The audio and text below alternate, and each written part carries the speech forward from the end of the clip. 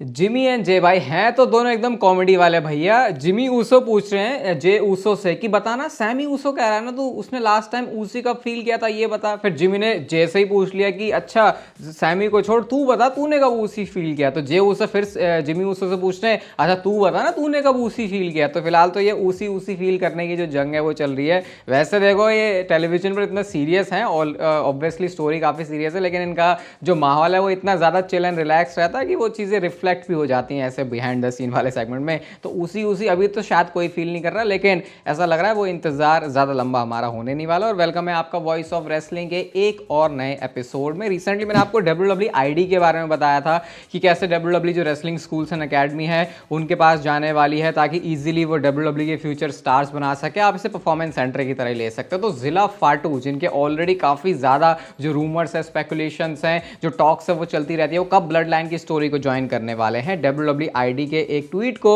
उन्होंने कोट करते हुए ऐसे नोट और ये पेन और नोटबुक वाली इमोजी बनाई, जिसका मतलब कि वो उसमें रजिस्टर या फिर इनरोल करने की बात कर रहे हैं। तो आपको इतने टाइम से मैं बता ही रहा हूँ कि इनकी जो एंट्री है उनके होने के चांसेस काफ़ी ज़्यादा हैं, कंसिडरिंग ये ब्लड लाइन की जो स्टोरी है वो अभी चलती चली जाएगी ऐसे आगे। तो ऐसा लग रहा है कि शायद उनका नंबर या तो लग चुका है या फिर अभी भी टीजेस चल रहे हैं, लेकिन एट द एंड उनको आना तो WWE कंपनी में ही है, इस बात में कोई भी शक नहीं है। ब्लड लाइन के सेगमेंट्स को मूवी सिनेमा क्यों कहा जाता है, इससे बढ़िया इस बात का कोई प्रूफ आपको मिल नहीं सकता। तो ओमोस ने क्या बात बोली भाई अंडरटेकर के पॉडकास्ट में आके, वो ये कहते हैं कि इससे पहले मुझे कभी ऐसा लगा नहीं था कि WWE में कोई ऐसा एक्टिंग या फिर तुमको एक्सप्रेशन क्या करना है, कैसे चीज़ों को दिखाना है, उसकी इतनी ज़रूरत थी। लेकिन जब मैंने ब्लड लाइन के सेगमेंट्स को देखा, उसको लिटरली देखने के बाद मैंने एक्टिंग क्लासेस को ज्वाइन किया है कि क्या पता मेरे पास भी कभी ऐसी अपॉर्चुनिटी आए तो वो चीज़ मेरी पहले से ही 100% हो ताकि मैं उसको अच्छे से परफॉर्म कर सकूँ। तो ये बात उस बंदे ने बोली जो कि ऑलरेडी WWE के लिए काम करता है। तो ये बताता भाई ब्लड लाइन के जो सेगमेंट्स है वो कितने धांसू हैं।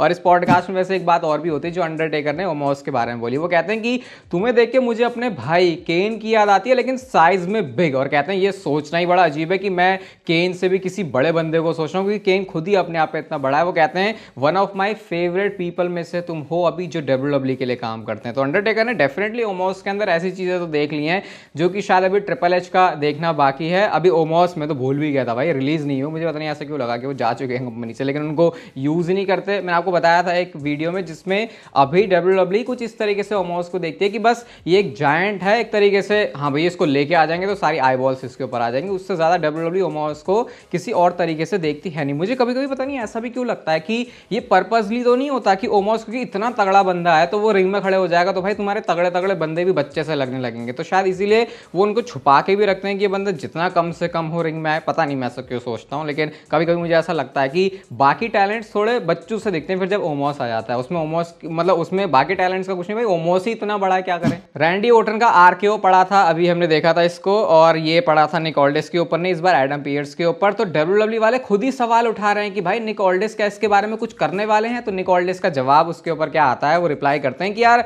पब्लिक फोरम में मैं ऐसी बातें करना ज्यादा अप्रिशिएट तो करूंगा नहीं। तो निक ऑल्डिस फिलहाल तो सोशल मीडिया पर इस तरीके से बच गए हैं, लेकिन एडम पियर्स ने ऑलरेडी शायद फाइन ठोक दिया है क्या रैंडी ओर्टन को। उन्होंने अपनी इंस्टाग्राम की स्टोरी में, यहाँ पे कैप्शन आप पढ़ ही सकते हो, वो मेल पे कुछ ना कुछ उन्होंने भेजा है। इस चीज की बात करें, चेक करो भाई अपना मेल, ऐसा कुछ कह रहे हैं। तो शायद कुछ तो उसमें फाइन है या फिर कुछ ऐसी चीजें बता रहे हैं जो रैंडी ओर्टन को पसंद नहीं आएगी। एक सेगमेंट था वैसे जहां पर रैंडी ओर्टन ने निक ऑल्डिस को ही बोला था कि दूसरा फाइन भी तैयार रख, मैं अभी जाके कुछ और आतंक जो है मचाने वाला हूं। तो फर्क तो पड़ता नहीं रैंडी ओर्टन को, उनको जो करना है वो करेंगे भाई। ये एक फोटो आपको पता है पहले जब ब्लड लाइन थी, ओजी ब्लड लाइन थी, उस टाइम पे बहुत ज्यादा WWE के अकाउंट से सोशल मीडिया पे बहुत ज्यादा चल रही थी, जहां पे ये रोमन रेंज, जिमी एंड जे उसो की तो ओरिजिनल फोटो है, लेकिन फोटोशॉप करके सैमी ज़ेन को भी इसमें डाल दिया क्योंकि वो ब्लड लाइन का पार्ट बन चुकी है। तब ये फिर से फोटो एक बार और गरमाना शुरू हो चुकी है सोशल मीडिया पे। सबसे पहले तो इंस्टाग्राम पे कैप्शन लगाया उन्होंने सिंपलर टाइम्स करके, जो कि सैमी ज़ेन की स्टोरी थी, और भाई ट्विटर पे तो उन्होंने पूरी कहानी बता दी इस फोटो के पीछे की। और कहानी में आप यहाँ पे देख सकते हो, बता रहे हैं वो फ्राइडे का दिन था, हम कैसे बाहर गए थे नाइट में, और मुझे याद है हम DMX, पता नहीं ये कौन सा म्यूजिक है, जो भी है मुझे नहीं पता, सुन रहे थे। तो उन्होंने पूरी स्टोरी बना दी कि एग्जैक्ट किस दिन की फोटो है, तब हमने क्या किया था। लोग इसको कह रहे हैं भाई ये ग्रेटेस्ट ट्वीट एवर है WWE की नीश में, क्योंकि सही में सैमी ज़ेन ने जिस तरीके से पूरी कहानी बना दी है, उन्होंने सच में ऐसा फील करवा दिया कि हाँ भैया बचपन से ही सैमी ज़ेन भी ब्लड लाइन के साथ ही पले बड़े हैं। लेकिन साथ में उन्होंने लिखा है but sadly those days are gone. तो वो ये भी बता रहे हैं कि चलो ठीक है, अच्छा तो सब कुछ है, लेकिन अब फिलहाल ऐसा कुछ है नहीं, वो ब्लड लाइन से तो अलग ही है, जो कि आपको पता है अभी स्टोरी का भी पार्ट है। तो ये बढ़िया कर दिया वैसे उन्होंने सेटअप, क्योंकि अभी पता ब्लड लाइन की स्टोरी में क्या होने वाला है, तो फैंस इसको देख के अब एक्साइटेड है कि नेक्स्ट होगा क्या ब्लड लाइन के दोबारा से जो रियूनियन वाला सारा चक्कर चल रहा है उसमें। सेथ रॉलिंस का भी एक इंटरव्यू आया था और उसमें बहुत सारी बातें उन्होंने डिस्कस करी। जब उनसे ये पूछा कि तुम्हारे टॉप 3 वो नेम्स कौन से हैं जब हम तुम्हारे अपोनेंट की बात करते हैं, तो यहाँ पर जो 3 नेम है उसमें से सबसे पहले उन्होंने नेम लिया डीन एम्ब्रोस का। कहते हैं उसके साथ जो मेरी केमिस्ट्री रही है वो बहुत ही अलग है, क्योंकि वो है थोड़ा खूंखार किस्म का आदमी और मैं थोड़ा शॉन माइकल्स किस्म का आदमी।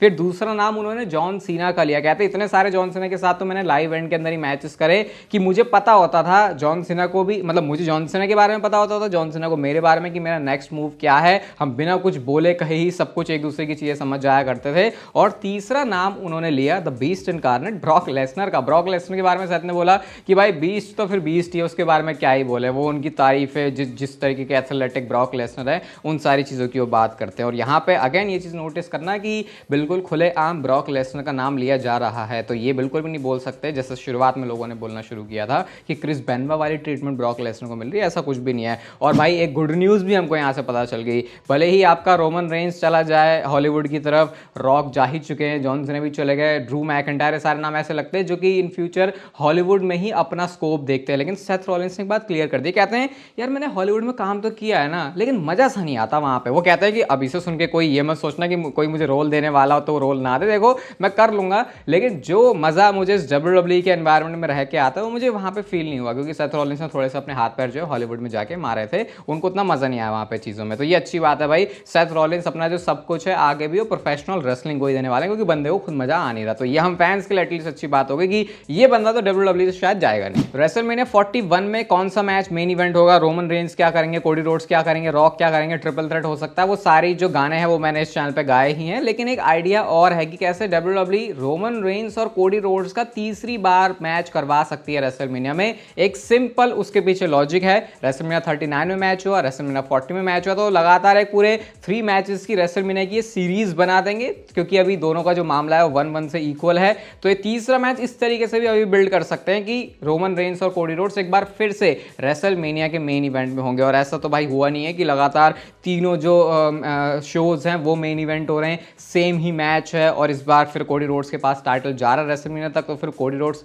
अपना टाइटल ऑन द लाइन रखेंगे, तो ये भी एक अच्छी कहानी बन सकती है। लेकिन फिर वही है भाई, रॉक कहाँ जाएंगे, रॉक को तो या तो कोडी रोड्स से निपटना है या फिर रोमन रेंस से। तो ये WWE के लिए वैसी प्रॉब्लम खड़ी हो गई है जो प्रॉब्लम WWE हर साल अपने साथ खड़ी करवाना चाहेगी, क्योंकि ऑप्शंस इतने सारे हैं, फिर और बेस्ट क्या हो सकता है उसमें से पिक करना होगा। तो इस बार तो भाई क्रिएटिव टीम को और ट्रिपल एच को सही में तगड़ा दिमाग लगाना पड़ेगा कि काम ऐसा करो जो कि बिजनेस के हिसाब से बढ़िया हो, लेकिन साथ में फैंस को भी मजा आए। अब ये न्यू डे के अच्छे दिन आ रहे हैं या फिर बुरे दिन आ रहे हैं, ये आपके ऊपर मैं छोड़ता हूं। एडम पेयर्स ने बात अनाउंस कर दी है कि WWE एक स्पेशल एपिसोड करने वाली है मंडे नाइट रॉ का 10 साल न्यू डे के सेलिब्रेट करने के लिए, क्योंकि उनको 10 साल पूरे हो चुके होंगे WWE कंपनी में एज न्यू डे के तौर पे। अब आपको पता है इस समय जो न्यू डे की स्टोरी है वो कैसी चल रही है, ऐसा हमको लग रहा है कि ज़ेवियर वुड शायद जो है कभी भी कांड करने वाले हैं, वो टर्न हो जाएंगे, फिर ये अलग हो जाएंगे, तो शायद वो परफेक्ट एपिसोड है मंडे नाइट रॉ का, जब 10 साल पूरे होने की खुशी में एक बहुत बड़ा दुख जो है वो न्यू डे के अंदर आ जाएगा। मैं तो यहाँ से बिगी वाले एंगल को भी रूल आउट नहीं करना चाहूंगा, क्योंकि बिगी भी